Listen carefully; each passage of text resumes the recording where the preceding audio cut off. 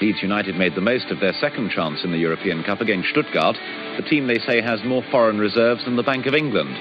Leeds won 2-1 in Barcelona in front of a tiny crowd. Their hero was Shutt. He scored the winner less than a minute after coming on as a substitute, and tomorrow's his birthday.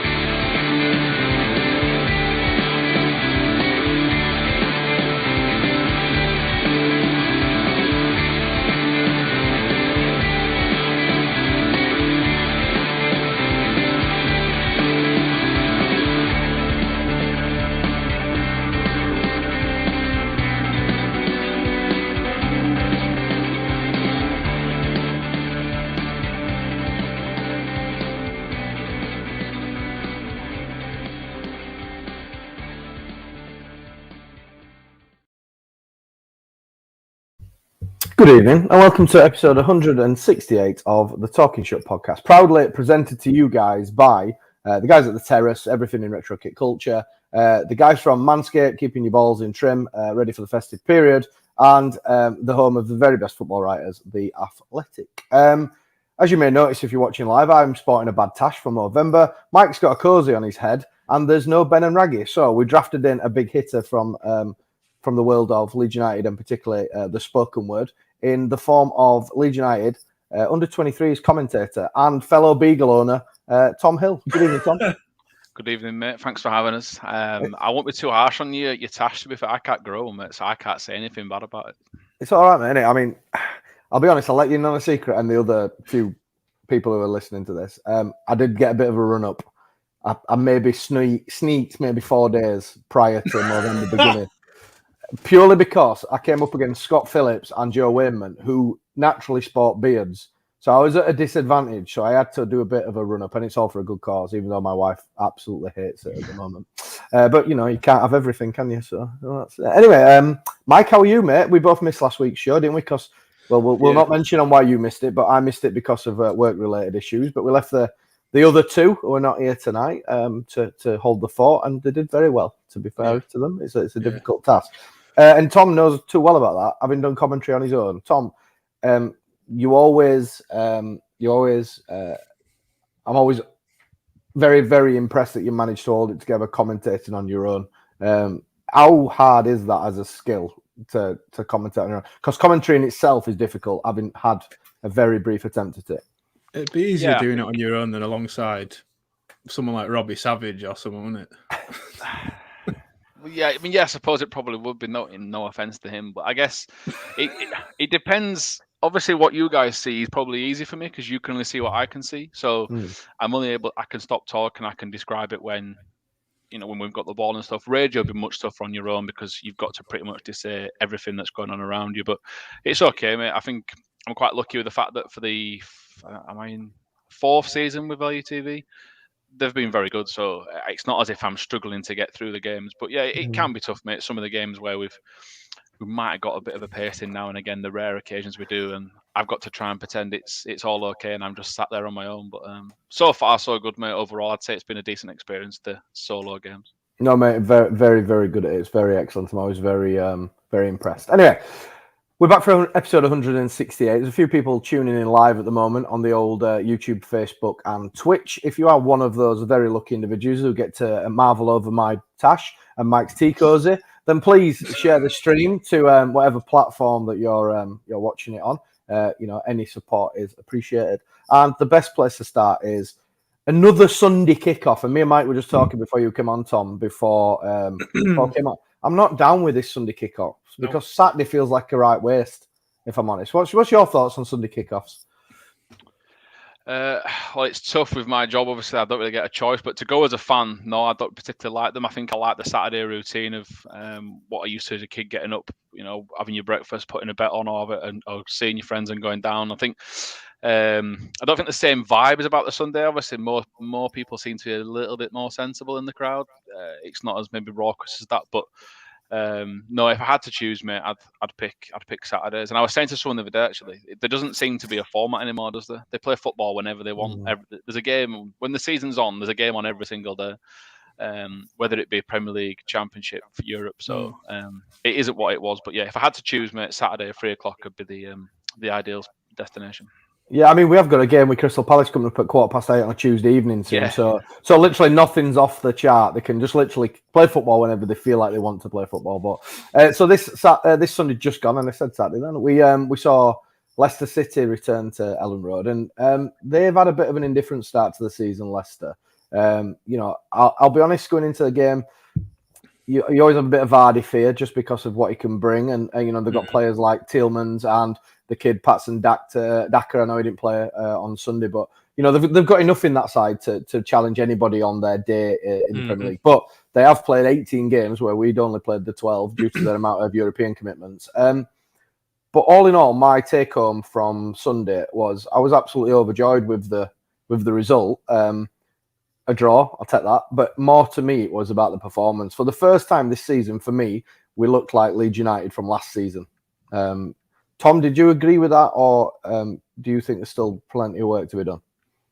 Yeah, I think the biggest factor for me, mate, is I just kept saying it to my mates. I just really enjoyed it.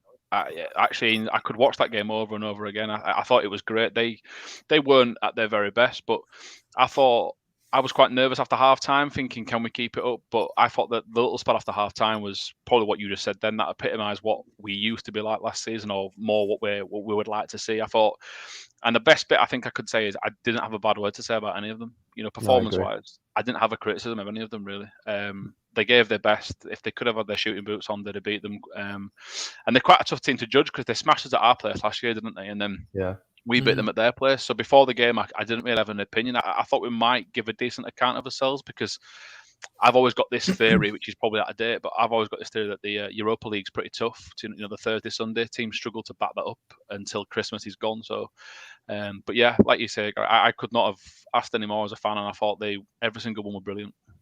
Yeah, I mean, I spent a lot of time on Sunday because I watch it with my lad, clapping challenges and clapping winning the second ball and clapping winning the first ball, and that to me kind of epitomise what we were last year, that we could challenge teams like your Manchester Cities and your Man Uniteds and your Liverpools and your Arsenals last year because we were up for the battle, we were up for the for the fight, and I felt like Sunday was the first time this season that we kind of joined it together for a long period of the game where we did win the first ball and we did win the second ball. And I was watching it and the commentator, I can't remember who it was, but I think he was an ex-professional goalkeeper. I didn't quite catch his name, but at one point in the game, he said, Leeds United are playing well, but it all looks a bit chaotic. And I was like, yes, that's what it's meant to be like. That's what we play like. You've not been watching Leeds much, have you?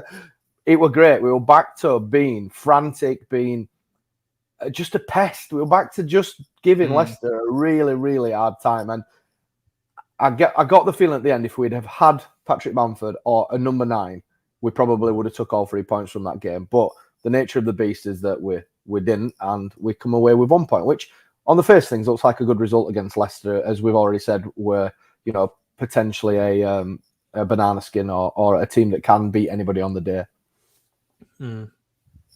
Yeah. I've got a bit of respect for Leicester as well, just how they run their club and the whole business model and that progression into obviously winning the FA Cup last season. I think there'll be a good barometer for us, going forward. Like we said about Rafinha and stuff like that as well. If he does get sold on, I think Radrazani's even said, like the Leicester City model is what we're trying to go for moving forward. But yeah, I think there'll always be an exciting team under Brendan Rodgers, and it's just good to, like you say, Gaz, finally have the bit between our teeth again. Yeah. I just chucked a comment up at the bottom for anybody who's watching live from the Commentary Hub on YouTube. The Commentary Hub 2, on YouTube. The commentators were David Stowell and Rob Green. I'm actually a bit disappointed with that because Rob Green did come across as being a little bit bitter and twisted about Leeds at times. But anyway, different story. Let's talk about the lineup. I'll hold my hand up and I will say that when I saw the lineup come out, I was a little bit like, okay. Yeah. So we're playing Pascal at left back. Okay, that's novel. I was a little bit like, okay. And at the end of the game, do you know what? I've just realised that I should never question Bielsa and should just shut my mouth. But one comment that has been mentioned and needs to be mentioned again was the return of Adam Forshaw after 700 days without playing a league match from the start. We'll talk about him first. Tom, you obviously seen him on his recovery coming back. He dipped into the 23s a little bit. I think he played 85 minutes for the 23s towards the end of last season and then caught a hamstring injury, which was unfortunate for him. But, how pleased are you to see Adam Forshaw back in the reckoning at first team level? Yeah, I think he played in the game against Aston Villa when we won the league, and then he got injured at the end. So it was a little bit of a sour note because obviously everyone was celebrating, but then it was, you thought back in mind. And yeah, everything I've heard about him, everyone at the club that you speak to doesn't have a bad word to say about him. They're all just as happy for him as a person, as well as the fact it's helped the team. Rather than that's probably the main thing you notice. People actually seem to be more happy for him mentally, what he's gone through, his career, his family and stuff, than the fact that it's actually going to help us. And yeah, I mean, we were just discussing before, weren't we, Gary, about when he actually came off the pitch. So to get 90 minutes against a team that I've got full of energy in midfield, he was everywhere. He put himself into challenges. I think that's the thing that most people notice watching the 23s. He was more than happy to fly into challenges. You get that stereotype, don't you, where you think he's probably going to back out of them, but I guess you only get to know what your body can do if you go full throttle. So, but yeah, he was at the heart of everything. And you made that point then about everyone winning challenges. I often find it was, you get like Dallas, Calvin, Adam as like a three that would combine. They'll be everywhere. Then at the other side with Pask. I think my friend said to me during the game, I just feel a bit safer watching because he was there. Do you know what I mean? He just seemed to have that calming influence. And yeah, I think it's great. I just hope he can continue it, and it's not a blip, because he deserves that. Pardon me, that run of games, mate.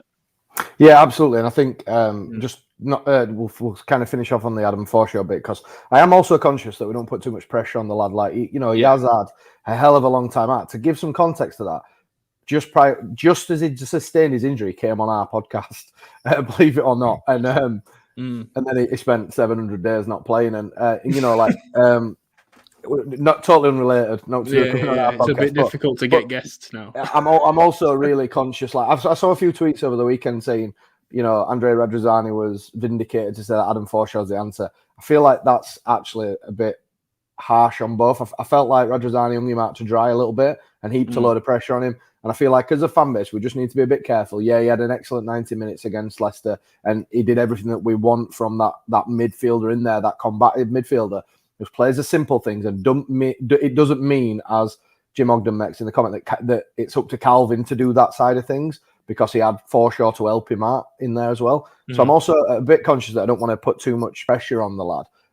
But it'd be nice at the end, so when he hangs his boots up in hopefully 5, 6, 7, 8 years, 9 years time, that he documents this journey that he had, because I feel like it could be really useful for young players who might sustain long injuries, or not even footballers, people who have had times in their lives. I've got a few friends close to me who've had long battles with the big C, and I always find their stories quite inspiring, how they got through it, because it seems like the worst possible times you can possibly have in your life. Now, I'm not comparing Adam's injury to the big C, but to have a footballer who they have to take the football away from you, it's like having a day. So, like for you, Tom, a day job where you can't commentate. For you, Mike, a day job where you can't do graphics. You've just got to think about maybe doing graphics. You know what I mean?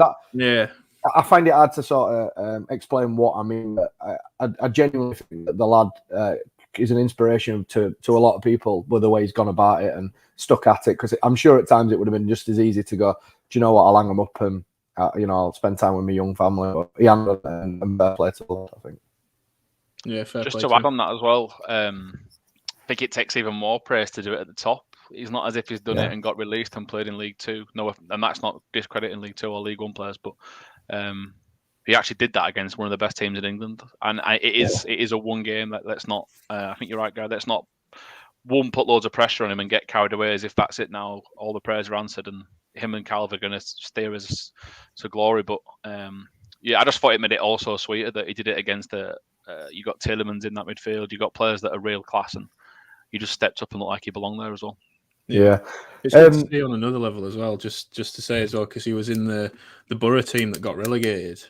So I think for himself as well, he'll have an extra level of, like a personal drive to want to stay up.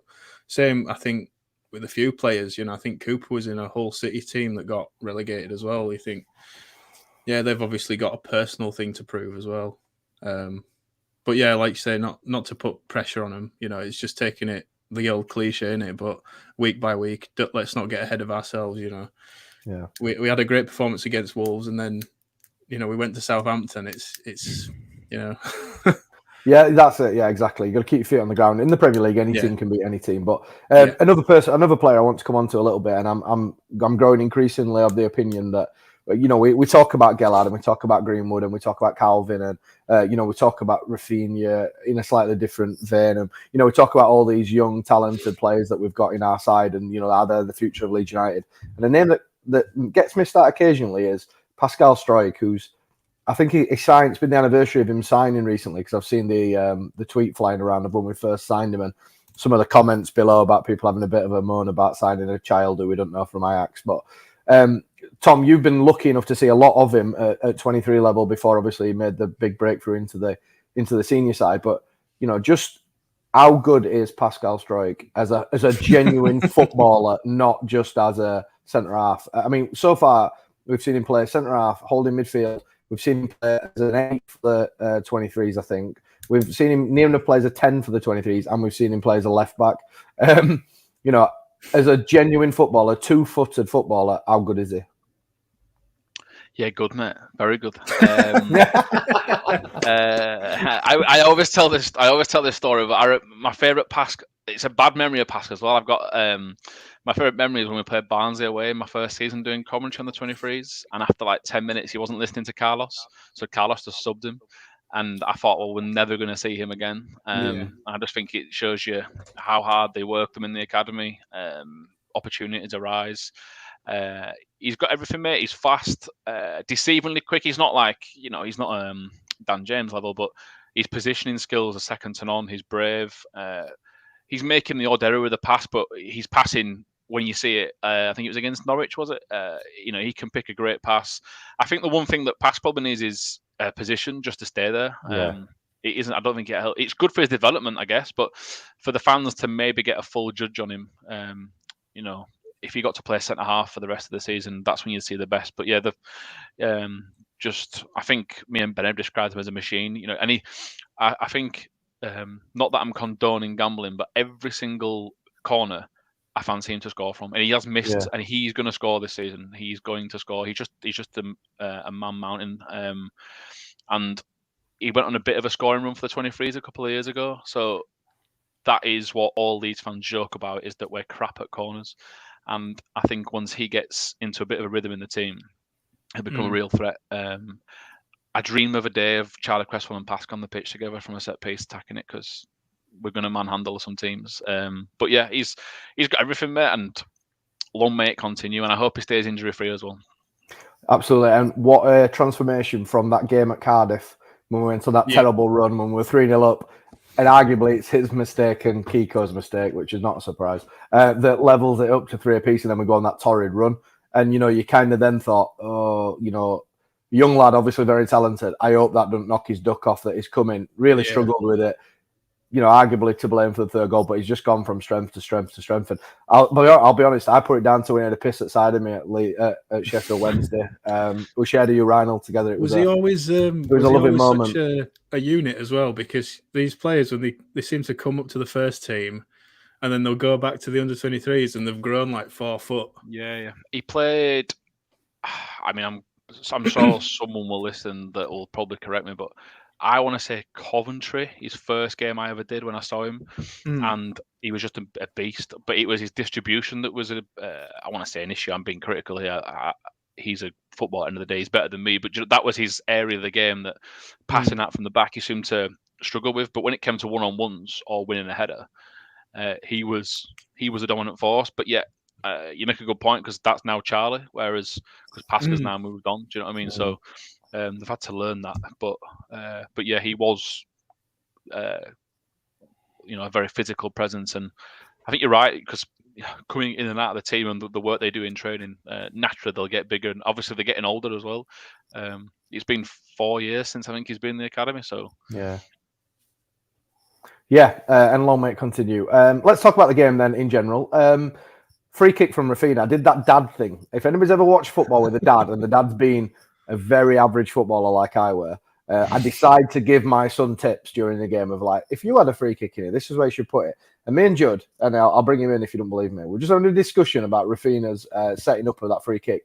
And I was like, mate, Judd was saying he's going to have a shot. I says, mate, what he needs to do here is just whip it into that really horrible area where as a centre-half, you don't want to run backwards towards your own goal. You're scared to touch it because it flies in. As a keeper, you don't know whether to come for it, stay, because somebody might touch it, but they might not. And as an attacker, you just attack the ball, and even if you miss it, it goes in. And as if a miracle worker, that is exactly what happened. Obviously, a little bit of Raf influence being able to whip it like he did. And at that point, you think, yes, get in. That'll do us. But then we switch off straight from a kickoff, which is not uncommon in the game of football.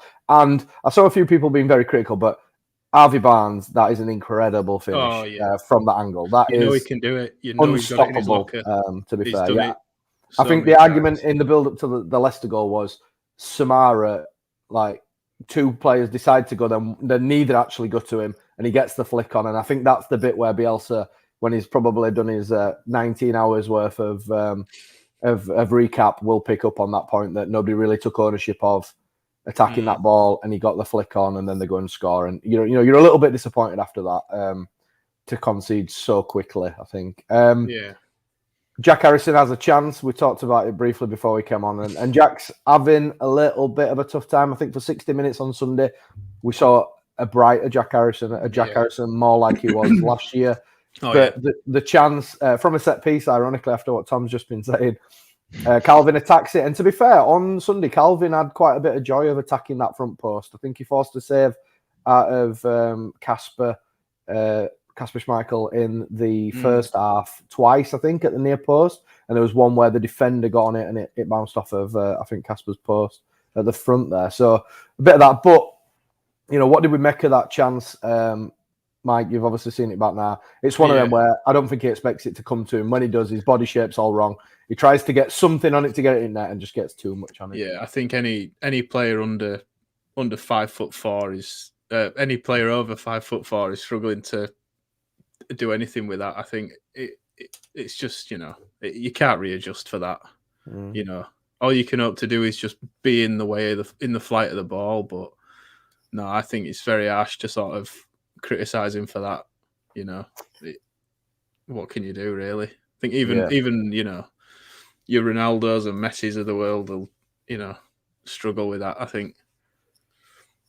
Tom, would you have scored it? No, mate. No. It's the thing of like from there. It literally depends on your physique, whether it hits your thigh or your chest or your head. It depends how tall you are, and it just sums it up, though, doesn't it? That he probably needed that little scrappy goal to get a bit of a lift. But another player who, for me, I think has come in for some criticism that he probably deserves, but I felt like he got a bit of criticism on Sunday that he probably didn't deserve, in the form of Dan James. Now, he comes in with a hefty price tag at 25 million. But I think on Sunday particularly, he's been asked to play as a 9, and he's getting into positions that you would expect a 9 to do better. Now, just to caveat that, he is a professional footballer and he should maybe do better in certain circumstances. There were one where he got in a wide position and just slashed it over bar by cutting across it with his left foot. But it's all about composure for me. I think he's just dying to get his first Leeds goal. I think it's really that simple. I think he's just trying to lash it in, like you say, and it's just you need just a bit of composure. When he scores goals for Wales, it's always low down into a far corner.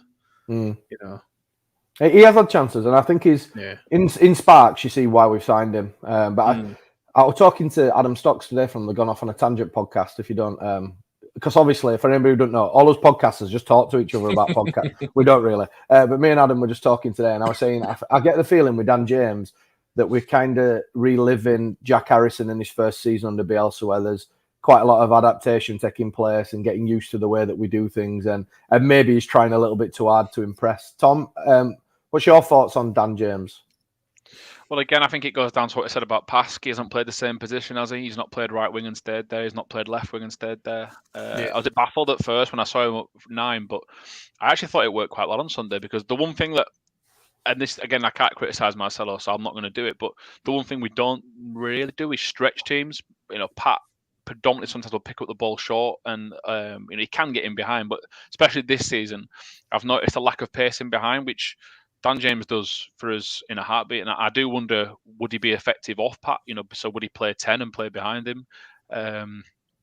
His pace itself, his work rate, I thought that was brilliant on Sunday. I thought that was his best game for us. So to criticise him now is probably a bit harsh. And he didn't have a one-on-one, did he? Where he was like running through with pace, and all he had to do was hit it. It was more of the ones that were in front of the cop were like standing starts. Yeah, which, as Mike said, he just seemed to smash it into the top corner, which everyone seemed to do. To be honest, on Sunday, he'd have probably been better off shinning one of them. To be fair, but no, I just feel you just stick with him. And I mean, at the end of the day, we haven't really got much choice. He's playing.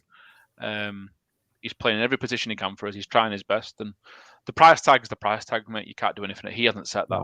We can't do anything about that. But that is what we always judge players on, and that's just a shame, really, because Rafinha was cheaper, but Rafinha, exactly.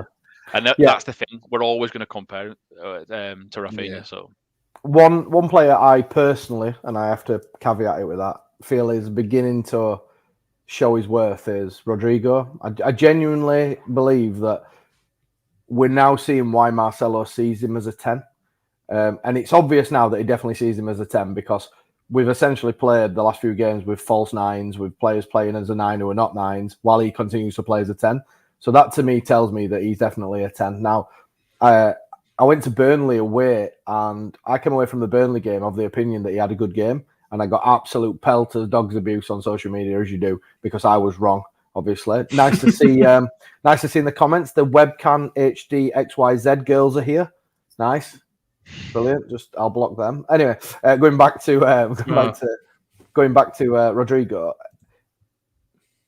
I personally think we're starting to see, the player that probably should have come to the price tag, and I hate going back to the price tag again, but how good has he been, Tom, for you in the last couple of weeks? Because I genuinely think that we're starting to see him, worth his place in the team. Yeah, I thought Wolves' second half was instrumental, really, because he kept pulling off the defender in terms of was it near the halfway line to middle of the box, pinging a pass out that allowed Gallart to get in behind. So because they were obviously playing a back three and following Rodrigo, there was space. I think he's getting better and better. It's just frustrating, isn't it? Because when he played with Pat, the very rare occasions he played behind Pat, it didn't seem to work.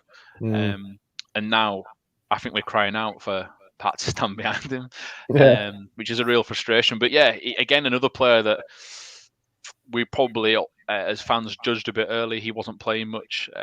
He had COVID last year, didn't he? I think. Yeah, it was in a new country. Hasn't seen the beautiful sights of Leeds that much because we've all been locked down.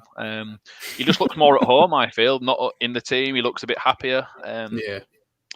And I guess results as well help, and a couple of goals as well. Will lift his confidence. But yeah, the last few weeks, I think he's been fantastic, and I just hope we can get.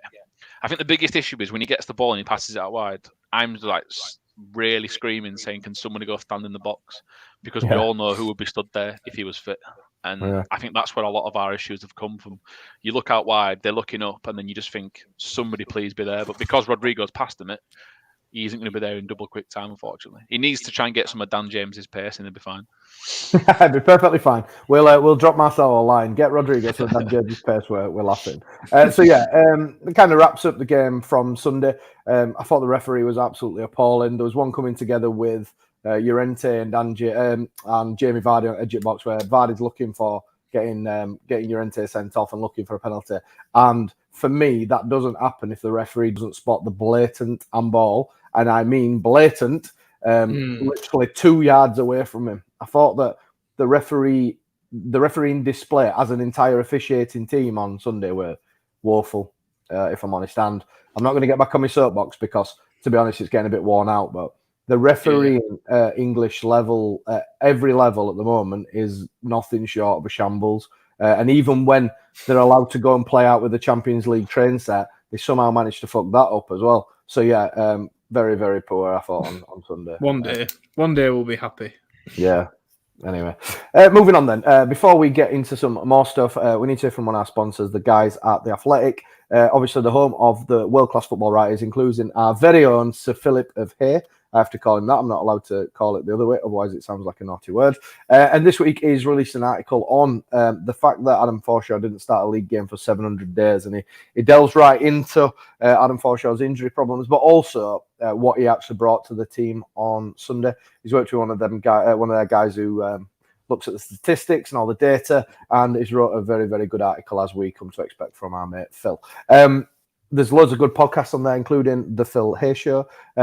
There's loads of other sports on there as well. If you're into your NFL, which I'm not, or any other American sports, there's loads of good stuff on there. And we can offer you a discount code of 50% off an annual subscription if you go to theathletic.com/talkingshutt. And it's well worth it. It's a very good source of information. Anyway, before we get right into Tom's ribs about the 23 specifically, a bit of news this week that the 49ers enterprises have increased Leeds United minority ownership now to 44%. So they're no longer the 49ers, they're the 44ers. A lot straight away people jump to the conclusion that, we're going to sign Rodrigo to Port. Oh no, we can't sign him. He's already gone to Atletico. Yeah. We're going to sign somebody massive in January and it's all set up for that. But reading between the lines, it looks like it's actually not set up towards funding any sort of splurge in the January transfer window, and more around the sort of overall running costs of Leeds, and again continuing to boost us as a commercial enterprise. What do you boys make of the 49ers enterprises? And it's important we say it's the 49ers enterprise, not the 49ers. So two separate things altogether. What do you make of this? I mean, there's a lot of talk, and I think Phil's mentioned it a few times on his podcast, that he's of the belief, maybe just his own personal opinion, that one day the 49ers enterprises will be majority holders of Leeds United, and Rads will take maybe a minority ownership. In light of what's happened with Newcastle and teams like that who suddenly just become filthy rich overnight, is there more and more emphasis now on clubs becoming filthy rich to be able to compete, Tom, do you feel? Yeah, I think it's an issue, isn't it, mate? Sadly for us, that perhaps the model of buying, I say cheap, but cheaper than your big five, and then selling on and constantly making money. You're looking at many years before they can cut the gap. And you look at how good Leicester have been for a few years, and they've still not been able to do it. They got into the Champions League the year they won the league, but I mean, the Europa League's still a fantastic level. But yeah, it's getting to the point where you look at Chelsea, who have lost Lukaku and Werner, and yet they're still winning games. I know they drew to Burnley, so I know I look a bit of an idiot, but you know what I mean. That they're not struggling. But I just think overall, from a Leeds perspective, for you guys that have been fans as well for many years, it's just more positive for me. Yeah, the structure looks like it's in place to try and progress. I think we said earlier in the podcast about trying to copy Leicester's formula, and it's just more of a slow build, isn't it? The ground's going to hopefully come next. Hopefully it doesn't lose its character, which is what makes it so special. You've got the training facilities, you've got the academy, and I think all the press today around Pask has been just shows you the infrastructure of building the academy, that what it could be for us in 5-6 years time. So people are going to criticise, mate, saying they should have bought us, we should have had more money, we should buy all these players, but it could be worse. Look at the people that have been there before them, who were in charge and driving around in taxis and didn't like purple and didn't like 17, and it's my lucky number, so screw that guy. But no, mate, I personally try to stay out of that sort of stuff with like the Newcastle, and unfortunately, by the looks of things, the table doesn't lie. You've got to have a lot of money to be in the top five. That's just how it goes. Yeah, it is. It is. And I know straight away, like, a few people jumped on the Newcastle thing. Obviously, that's the latest sort of major investment, but it doesn't guarantee success in its first instance. Just because they're filthy rich doesn't mean come January they're going to suddenly fly up the league and stuff. And so, if we remember when City had that big influx of oil money, they spent a couple of years rebuilding, changing things. They spent a few years buying average players for extreme amounts of money, like Robinho and Elano and players like that. And they went through their fair share of average managers till they found the formula, and they are ultimately where they are now because they've sort of done that thing, boosted by the fact that they've got a lot of money. And Chelsea did something quite similar as well. So, money's not always the answer, but in the professional game, it goes quite a long way to assisting it being the answer. Well, I mean, even I think, we prove as well, like emphasis on a coach and a vision and all that stuff. Like there's on the one hand, there's spend and, but I think if you don't have a clear vision and a coach that can get the best out of the players, you struggle. I mean, look at Frank Lampard, like with Chelsea. I don't want to. Oh, sorry, I thought that was like a test. Look at Frank Lampard now. Look at Frank Lampard now. Do it. No, I think look at all the money Scum have spent. It's not just that as well. You look at Bournemouth, rich as can be in terms of their owners. You've got Aston Villa. They've spent an absolute shed load, beat Manchester United, and then they've lost. Is it 5 in a row? I think all Newcastle are going to do, and I say all, it's a great idea. They'll just try and sign the players that are out of contract in July. Yeah. So I think is it Tarkowski's out of contract. You've got a couple of Chelsea players, and the thing is, they're now desirable because they can treble their wages. They could treble a couple of Burnley players' wages or of that ilk. Could treble Burnley, to be fair. I think they easily could, yeah. But like from a selling point as well, point of view, you're looking at Newcastle coming and going, they want your third or fourth choice striker or whatever, or whoever you're willing to let go. But that they've got all this money now. Everybody knows that they've got all this money, so you can actually get a really good price as well. Yeah. So there's all the talk on social media of like, oh, we could get Rafinha from Leeds, we could get Calvin Phillips. Like, yeah, you can, but you're playing triple, you're going to allow us to be able to buy 3 more Rafinhas, or... Yeah, I think that's probably why they're going to get away with it a little bit in January, because they're going to be able to sign people out of contract. But even people like Burnley, or even, as you said, they're going to add a little bit of extra money. The issue they've got is that I think they've got that much. It's not even going to be a thing they're going to notice missing, unfortunately. A couple of £1 million. But yeah, I mean, in a way, I don't agree with it morally in terms of it's just a shame that that's how you get success. But in terms of spicing up the league, then I guess it will do it. It's got people talking at the end of the day, hasn't it? Yeah, definitely. And I don't begrudge the Newcastle fans, or some of them. No. Because the fans a bit like us, working class background, one club city, work hard all week. Spend the money on following the club on a Saturday, and they've had a bad time. I won't go as far as saying they've had a torrid time, and it's not a game, but we had a torrid time. We had that person who you mentioned before who just ran it like a bomb scare. We had one before who just ran it for a profit for himself. Yeah. We had our fair share.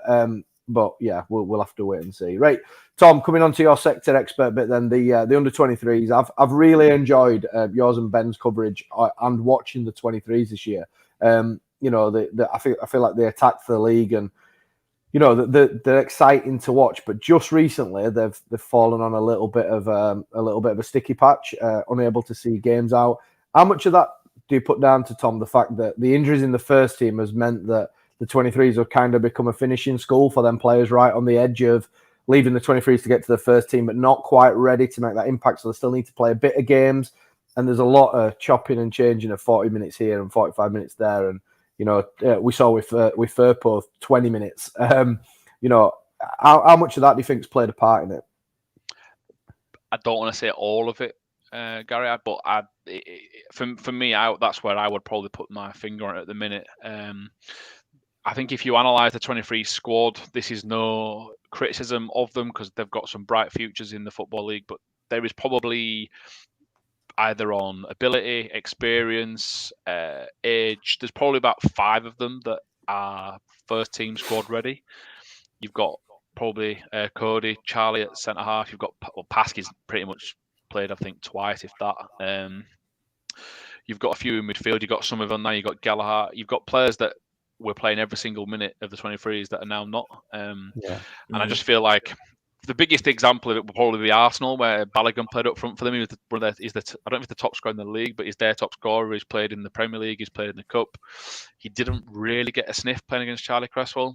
And then we take him off and he scores after a couple of seconds of the second half. And that's not a slight on the players that are behind him, because that's just development. That's just how it is. It's frustrating for us to commentate, or not frustrating to commentate, but you just want to see them do well, I guess. And there is 4 or 5 players now that you feel you've seen the comments online. People watch Joe Gallagher and say, right, this is not good enough now. Can he go on loan? Can he play in the first team? He's got to that level where he's just toying with them. But I think it's quite hard people overlook the fact they're in a higher league as well. This wouldn't be happening if they're in the league below that they were in last year. you look at Brighton's academy team. If you said where do Brighton in youth football, people would go, "Oh, they're near the bottom. They're fourth." There's some great academies in there, and there's a few games where they've got a full strength team and they've made mistakes, but that's just unfortunate what youth development football is, and it's frustrating because I think the players. I don't know the players, but I would sure that Charlie and Joe and people like that will probably be on the bench getting annoyed because they still want that team to do well, and it could change, and it's just a rough patch. And the only issue is that it's just not going to get any easy because they're playing Chelsea and Man City next. So we all know about Chelsea's youth system. It's not, but there's also an element. I saw a few, and again, it's first team, but it transfers over to 23s as well. I'm sure the 23s would much rather be pitting their wits against your Chelseas and your Man Cities and teams like that. And same with the first team. Like I saw, we've got a run, haven't we, where we play City, Arsenal, and another in like a short period of time. And I saw a few people. We play Arsenal, Chelsea, City, and Liverpool. I don't know which order it is, but that's the order we have. Yeah, and a few people are like, oh God, murder, death, kill. We're gonna die if we get to this point. All that type of stuff. Like I remember the Christmas period being something like Gillingham, Yeovil, Oldham, Boundary Park on Boxing Day, and I kind of think, that's what we're there for. And the 23s now have earned the right to be testing themselves at the highest possible level for them in youth football. And I enjoy watching them. How important do you feel like it is, Tom, that they have to stay up in terms of development? I'm not for a minute saying they're in danger of being relegated, but in terms of Leeds as a club being able to attract names like they did in terms of Gellard, Amari Miller, Greenwood, players like that. How important is it that they stay up? I think it's big, mate, isn't it? I mean, end of the day, they've invested quite a lot as well. So if they then went down after the players they've signed, it's not a good look, is it, as well? I don't think I'm not particularly too worried yet, but I don't get worried about football anymore. I've been pulling my hair out about the first team and people crying about that. And I don't know. I think it's always a dream for me. I always say to Ben as a joke, if the first team get in Europe, obviously, then the academies play the academy teams in Europe, and just got this dream of sitting on some sort of Spanish beach around the UTV might have sorted out for us. So I've just got to be positive for that because I don't want to go back to Crewe's training ground anymore because it was freezing and it's not as nice. But no, all joking aside, I think momentum's everything, isn't it, in football, especially academy as well. So there'll be some players, unfortunate, that are part of this group that won't be there. And if I'd have said that when I was watching Robbie Gotts and people like that, I'd have been like, we need them. They're great academy players. And that's just, you learn that as you go along through the job, that's just youth football and they're going to go off and have youth careers somewhere else. So I think it's massively important. Should the first team any first team players be sold, if that's what Cresswell and everyone goes up and goes in, then it's the next man up sort of aspect. But it's not all doom and gloom. I know they lost to Manchester United the other day and it's annoying not only to lose to them, but it took like a £25 million player to beat them. They had Jeremiah Mullen, who's under 18s player. Noah Kenner's still learning his trade as a centre back. They had loads of youth players, and they gave the best account of that they possibly could. Had chances to win, and it took a moment of class. And it was one of those where you was commenting on it, and you just wanted to say, "Oh, that's really good." By accent, I think I tried to, but it made a really horrible feel. I was like, oh, do I really want to praise a goal from them? Do you know what I mean? But it was like, wow, that was just sheer class. But I think they'll be fine, mate. Again, it's a tough period as well because they stop-start. And I think you just said there, Gary, about Yeovil and other people like that.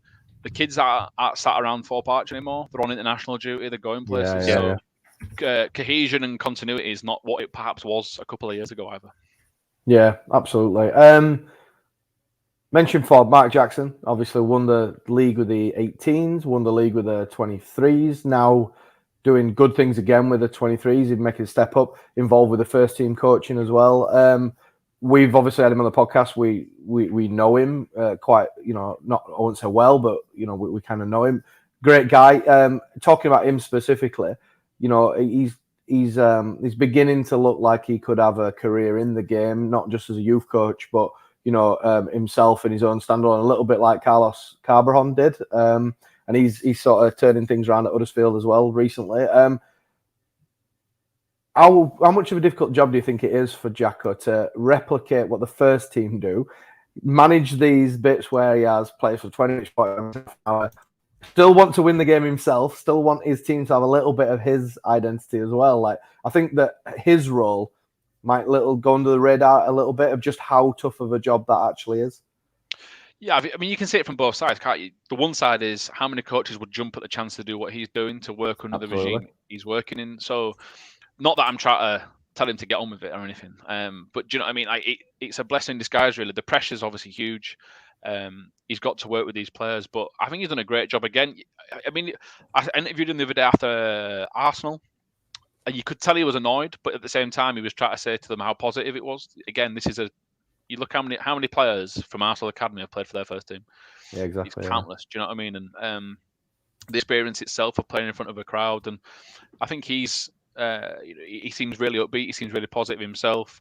I think he said it in the interview, he always looks for a positive somewhere.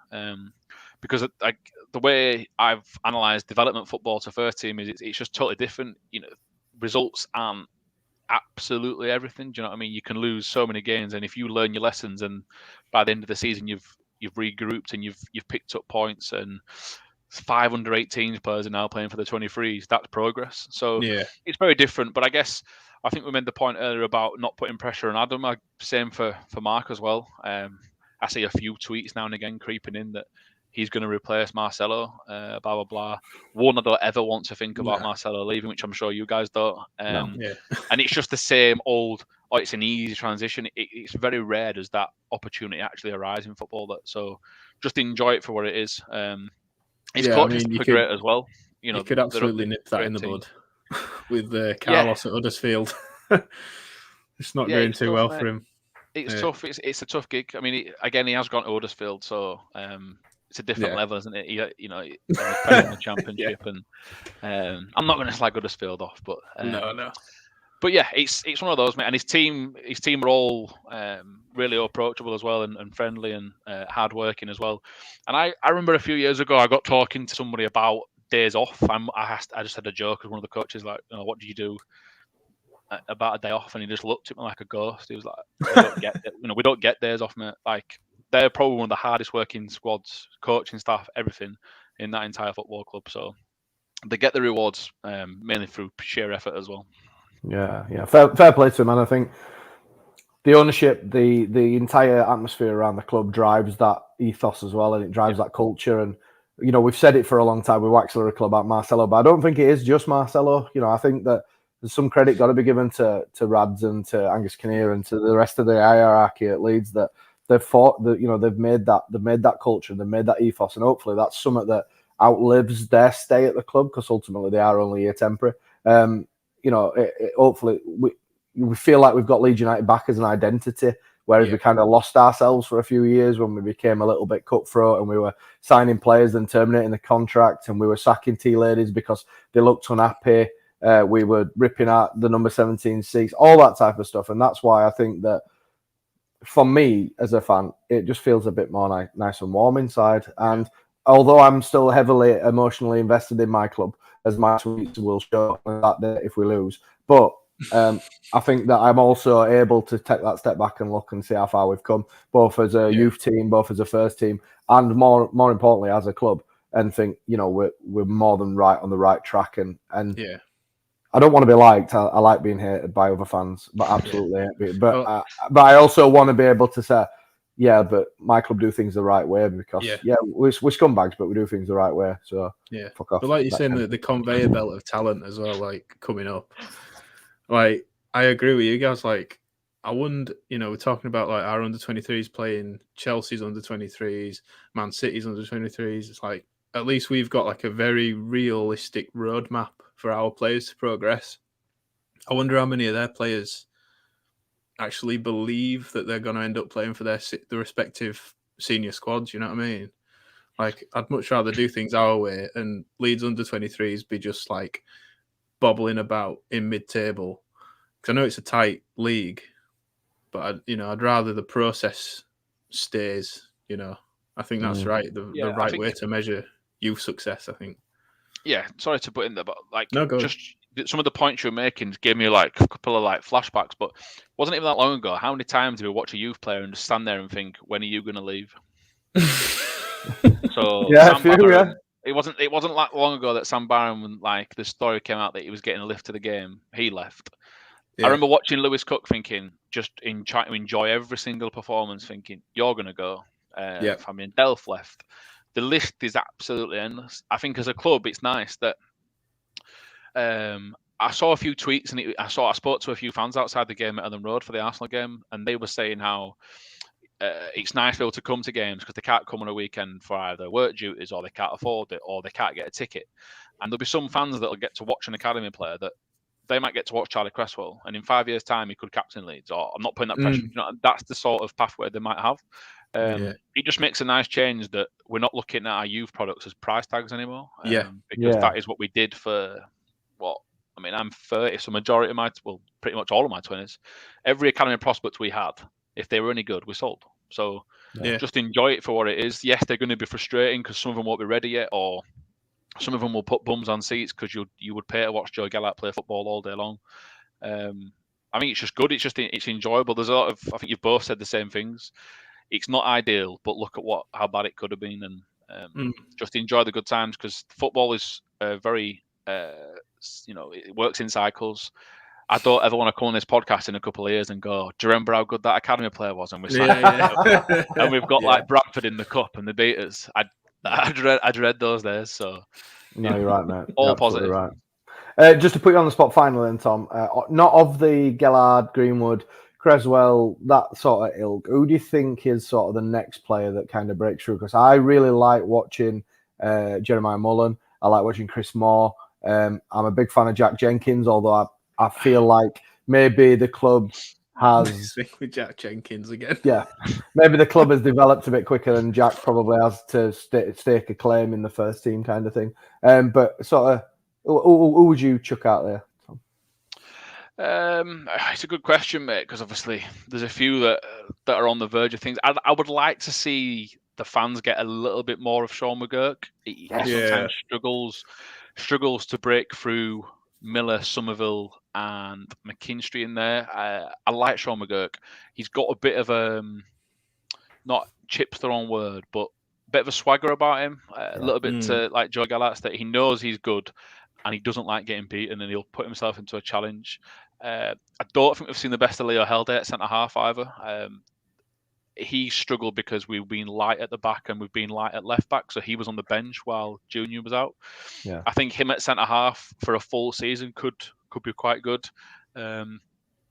He gets the old stereotypes. He's the next Van Dijk because he came from Celtic, like Van Dijk. Easy price tag to manage, right? Easy one.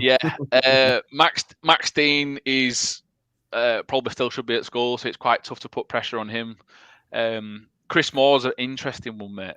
Chris Moore is playing at right back. Ben called him Cafu the other week, which was just ludicrous.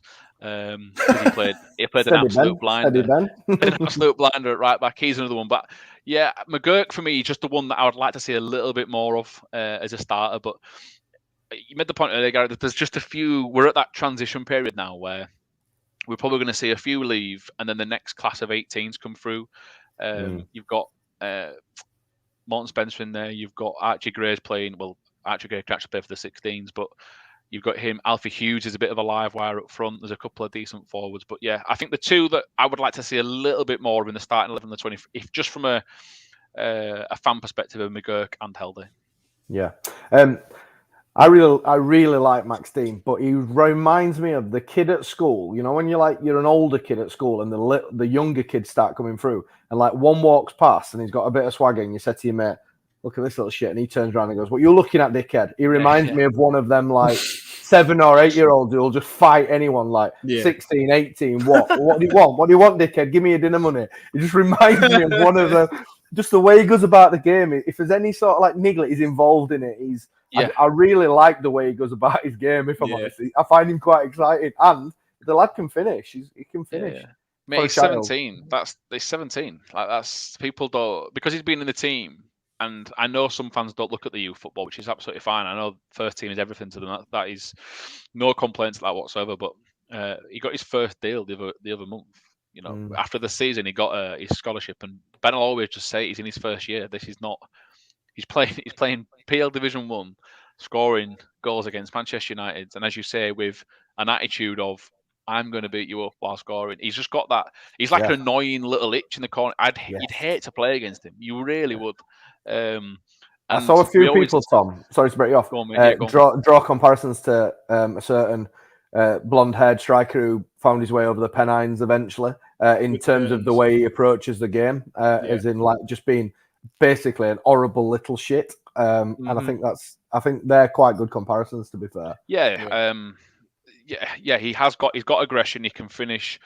He's tidier on the ball than people expect. He is, despite probably being out-muscled and outsized, he seems to get the better of a lot of people that are bigger than him, which I know Smith did. You are on about Smith, I hope. Otherwise, I just can't possibly mention his name. Yeah, I didn't say his first name. We'll cut it. But yeah, he's again another one that I'd love to see what he does next year when he's perhaps the number 9 every single week. If Joe Gallart is among the first team squad. But yeah, there's a few. The problem is they're all exciting though. When Jenkins plays at his best, he can run a midfield. They're just at the minute just going for a bit of a sticky consistency patch where things aren't going their way. But again, they're playing a lot of football. They're playing a lot of cups. I'm sure they'll be fine come the end of the year. I'm just trying. That's the only thing I can think of. They're going to be fine. Yeah. Absolutely.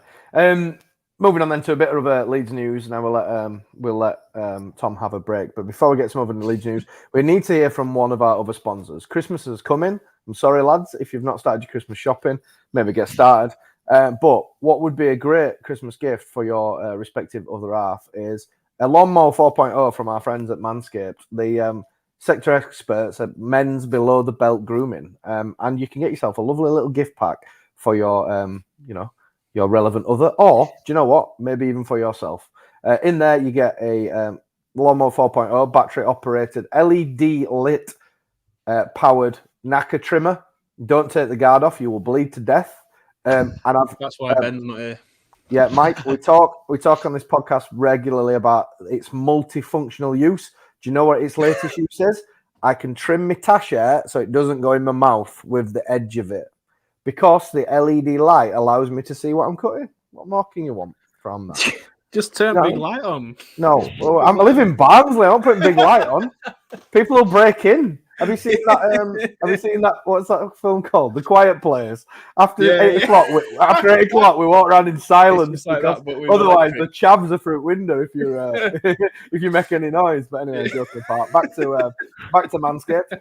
They come in a lovely little gift set with a leather-looking wash bag with some ball deodorant, some ball toner, ball deodorant, ball toner.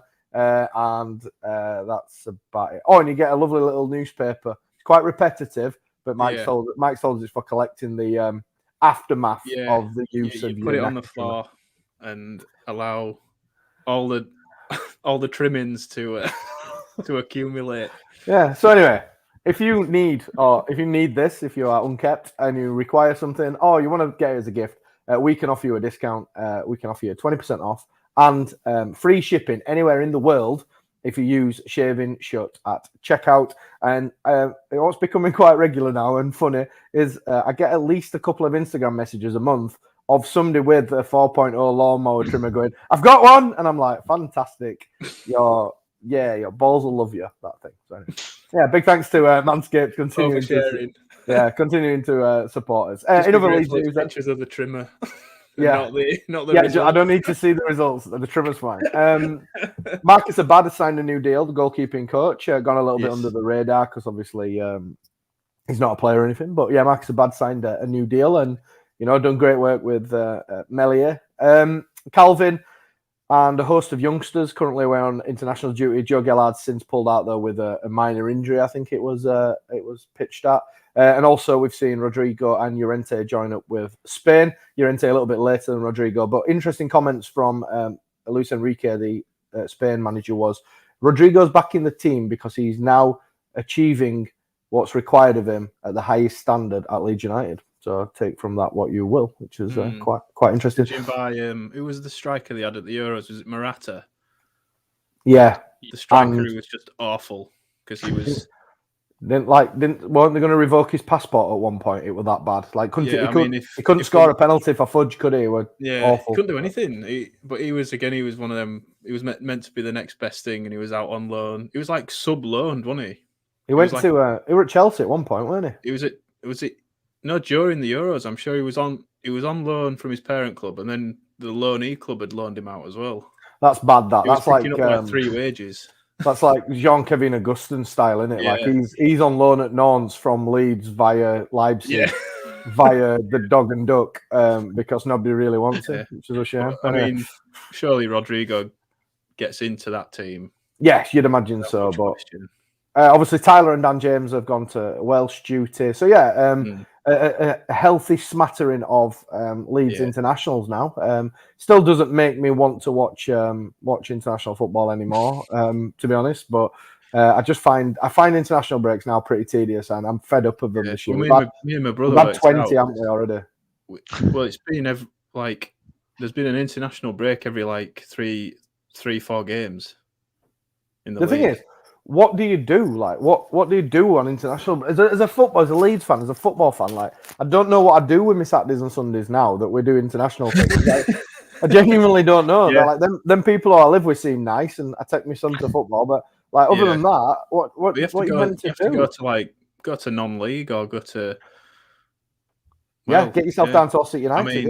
Ossett United, which we'll be back at Ossett United next week, by the way, on a different note. I swear it was never this bad. Like 5 years ago, it was never like. Yeah, that's because we're in the Championship and we're crap. So you wanted the break. I mean, international breaks were never this close together, were they? I don't know. I've not done any research, to be honest, but I don't know whether the pandemic's affected it. Are we having to condense it more than we should have done? They've tried to squeeze in World Cup qualifiers into tighter spaces to complete them. Yeah, which is. It's important we play San Marino, of course. Obviously, but it also irritates me that we keep flip a coin. We need to stop sending our beautiful bastard Rafinha to Brazil as well. Can't we get Brazil to move closer to England? Let's stop sending him there. But anyway, so good luck to all the Leeds players. And for the love of God, please come back not broken. Please, just don't break. Just come back perfectly fine. Yeah. No jet lag. None of that COVID-19 nonsense. None of that. Just come back fine. And we can just crack on with season and forget that international breaks ever happened.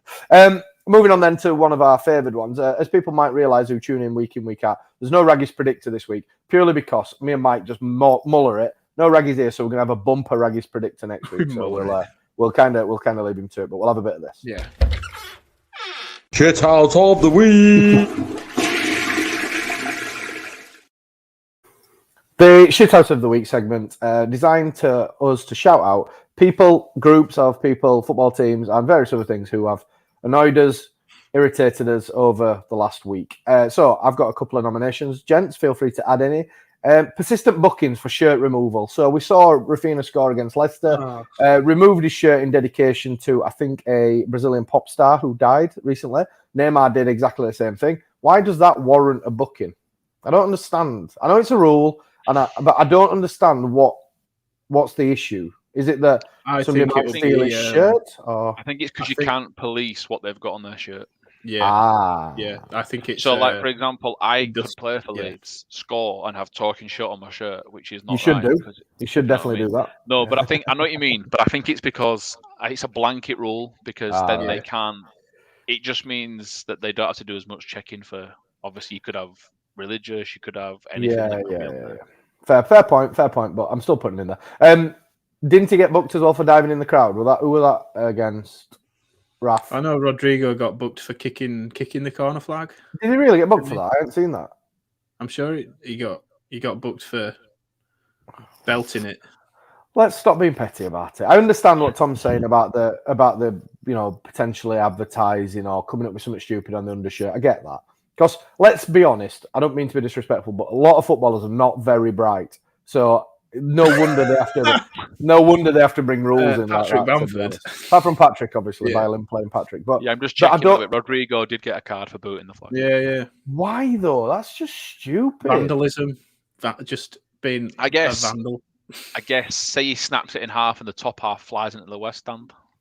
It has to be some kick. But imagine if you're on the front row and you're pissed because you just conceded a 94th minute penalty, and you get flagged at the side of your head.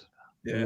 There's a great. You want action there, don't you? Tom, stop with your rational reports here. This is a totally irrational segment. I've got to try and put. I've got a shit house though, so don't worry about it. I'm not going to be polite all the way through. No. You're probably right. Somerville holding the bent corner flag. Well, didn't Melier gift it to Rodrigo in training, the bent corner flag? Oh, that's brilliant. That's pretty good. And shout out to whoever runs Leeds United's TikTok as well, because he made a TikTok of the broken corner flag, which was quite funny to be really honest. So, I'm going to bob that in there anyway, although Tom has actually said, rightly so, health and safety reasons, and footballers not getting themselves into trouble by advertising some nonsense on the show. But surely they can wait till after. Because if they're going to do it, they're going to do it. Yeah. Wait till after. I don't know. Yeah, anyway. I'd like referees to have a bit of an individual, thing to them. But it's not going to happen, is it? The officiating team from Sunday, because it did really annoy me, particularly the blatant handball that he completely missed, even though it was in front of his face. And I'm all out of shithouses, apart from COVID-19, who ruined half term. And what about Sky for putting games on Sunday twice in a row? Yeah, what's that about? That's stupid. I'm a bit pissed off about that. Tom, who have you got as your shithouse mate? Ahmad Diallo, the £25 million youngster that ruined my day the other day. He's 19, so he's allowed to play for them, but he's played in the Europa League. He's played in the Serie A, and he wants to go play with his real level, which is very high. Go pick on someone your own side. I was sat there next to Ben thinking, after a tough spell, we're actually going to do this, because they were really pushing for a winner, and I was like, we're going to beat Manchester United. This is going to, because I did the under-18s game when they went to Old Trafford before the pandemic, and we lost that, and that was a really determined performance. I think it was only 1-0 we lost. So I'm thinking, we're going to do this. We're going to at least get a draw. This is going to kickstart the season, and then that skillful little man takes on 4 players within 4 yards and scores. Isn't that just the Man United way? What we could do is at the beginning of every 23s game is, as the players come out, they have to do as many kick-ups as they can, and if they do over 40, they're not allowed to play. Right? No, you're too good. Get off the fucking pitch. Get over there. Go play with the first team. You're not playing with them. They all get like a barcode scanner and just swipe them as they come on. The prices of each team tot up as they come out. Yeah, no, not you. Get gone. Yeah. The only issue with the kick-up test is I think Joe Gallagher will be stood there all day. Yeah, and Greenwood. Obviously, we would teach ours to be crap and shank it after 20. No, I'm fine with that. Yeah. He ruined my day, mate, so he's mine. Yeah, he's in. Mike, have you got any additions to shithouse of the week? Other than the fact that I have to work Sundays, so... so your employer then, is that what you're saying? No, I'm not going to put Age UK in. That would make you really bad. If you nominated Age UK as a shithouse of the week, that would be bad. Like, going back to the whole thing of, like, if I score a goal and I lift my shirt up and it's a charity and I get booked for it. Yeah. No, I think just Sky, just for putting, like, you can have some kind of algorithm to say, look, the same team shouldn't play 2 Sundays in a row, I think the Sunday kickoffs... Yeah, but we know that's not how it works. So. Yeah. It always makes me laugh when they talk about the supercomputer that anonymizes the fixtures. But funnily enough, Everton play Liverpool, Man U play Man City, and Arsenal play Tottenham all the same weekend. Get the fuck. Anyway, and Leeds play a top 6 team in opening game. Yeah. GZH on YouTube has added one. He says, Brendan Rodgers for not making out that they were completely outplayed. Yeah, he had a bit of like a salty reaction saying that they weren't outplayed and stuff like that. So yeah, we'll bob him in there just because we want to. So nominations this week, the bookings for shirt removals, even though Tom spoiled that one. The officiating team on Saturday, the superstar playing for the 23s to ruin poor Tom's day at Leeds Sports Village. Age UK, because Mike added them. And Brendan Rodgers. Yeah. Imagine Mike putting Age UK, Mike the bastard. Unbelievable, honestly. So who shall we get to, gents? I'm edging towards Tom's because this is the most sort of rational, level-headed one. That is, I think, bringing on a £25 million player and it is the scum way as well, isn't it? Like, that's why they signed Ronaldo. Yeah, I think give it to the Scums. Oh, to be fair, I forgot to add the Scummers in actually for now deciding they want a green and gold protest because things are not quite going their way. Whereas about 6 weeks ago, it was, we've just signed Varane, we've just signed Ronaldo. Can I go get my shirt printed in shop and I'll just leave my green and gold scarf at home? Pathetic. Yeah, I remember when we knew that was we coming. won't dwell on it too much when they obviously pumped us, but I remember they were interviewing Rio Ferdinand as if he was like this guru, and they were like showing Varane, and they were like, "What a season they're going to have!" And I know I work in the media, but it's the biggest issue with media and football at the minute is this like narrative that just because a team beat a recently promoted team that came 9th and they beat them, I don't even know what score it was. It was a lot. A lot. They were like, what a year they're going to have. Arteta was going to get sacked after 5 games. Nuno was the answer. That was another one that was in there. Everyone just reacts far too quick. So if you want to throw Scum in, mate, do that as well. Actually, I'm on a tangent now. Villa fans who said when they had Jack Grealish, we're not a one-man team. Jack is not the only player in our team. Jack's now left. They're now shit. It's because Jack's left. Hold on a minute. Let's have some consistency. Yeah. Just accept you were a one-man team. There was a whole thing of, Bielsa will be gone in December and Dean Smith will be here 10 years later. Yeah, we'll not add the name of the journalist who wrote that tweet when he said, why is Wilder, Lampard and Dean Smith not in for shout of Coach of the Year with Bielsa? Hold on a minute.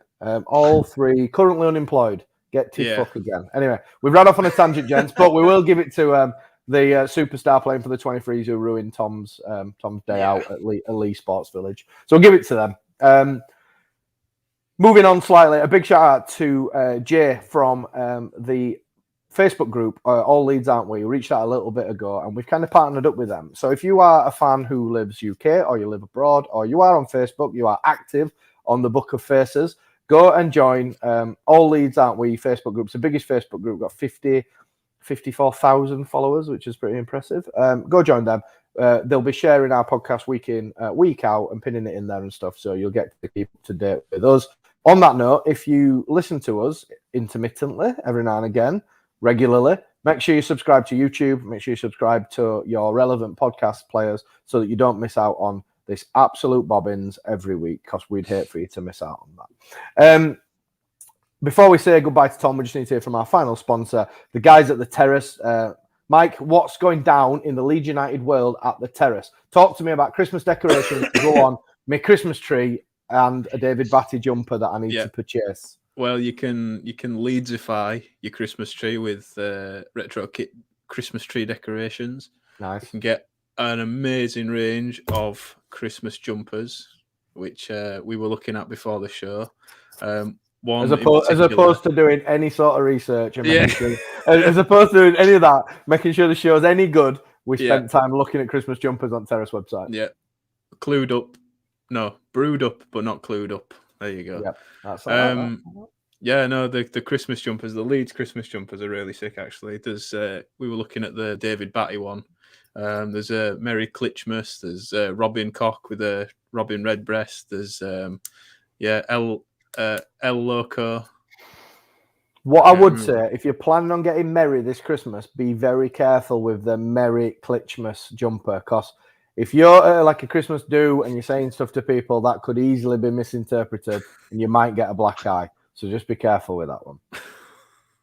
There you go. That's just a consumer warning there, Mike. Consumer warning.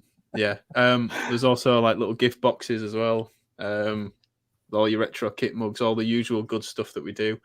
And we're doing our monthly giveaways as well. And any orders, this is massive, any orders between now and let me get the tweet up because it's a big giveaway. One that is a massive giveaway. Would have affected you, Gaz. It still does affect me.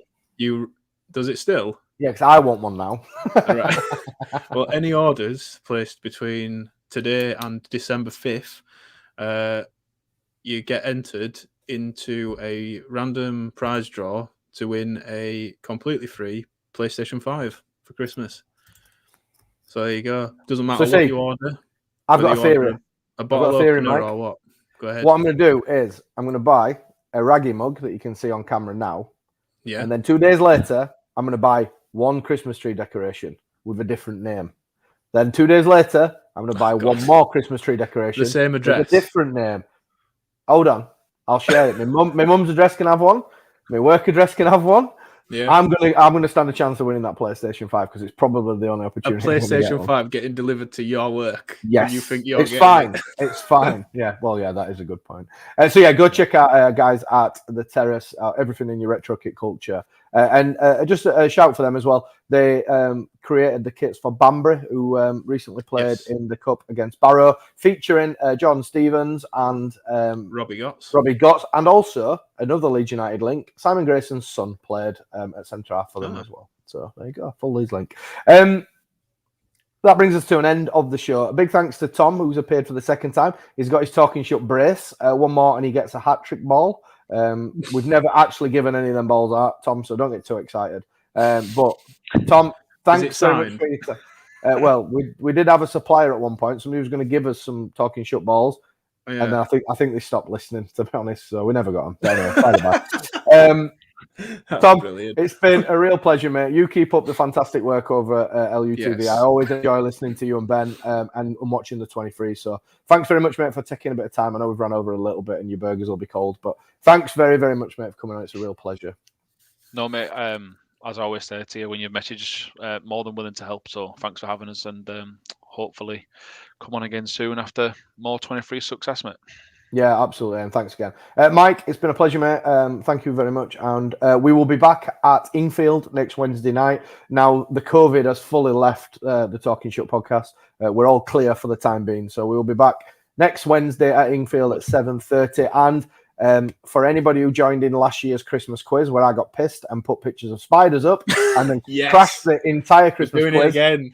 We're doing it again. So this year, the Christmas quiz will be back. But with a twist this year, we're going to do it in person down at Ingfield. So I'm going to speak to James, the chairman down at Ingfield, going to iron down a date, and we're going to have a Christmas quiz, a few beers. We'll try and give some giveaways. We'll try and get some famous people to come down. Is there a turn on? We'll get a turn on. We'll get Raggy to sing us a song or something. In fact, you've got a guitar. You can sing us a song. Yeah. I'm not, no. So anyway, that brings us to an end of episode 168. Make sure you like, share, and subscribe it. Make sure you leave us a review, a nice one preferably. If you leave a shit one, we'll just delete it. And we shall see you. We do share a few bit of abuse in the group chat and then just laugh about it. So yeah, it's cool. If anybody wants a refund for the money they've paid for the podcast, give us a nudge and we'll pass it on to customer services. Anyway, we'll see there. Thanks for everybody who has commented. I'll see there. See there. Take care.